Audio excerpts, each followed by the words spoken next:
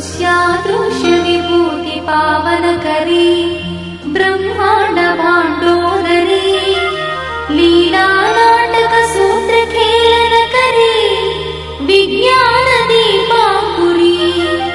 श्री विश्वेश्वर मन प्रमोदन करी काशीपुराधीश्वरी भिक्षां देहि कृपावलंबन करी माता अन्नपूर्णेश्वरी माता अन्नपूर्णेश्वरी आदिक्षांत समस्त वर्णन करी शंभु प्रिय शंकरी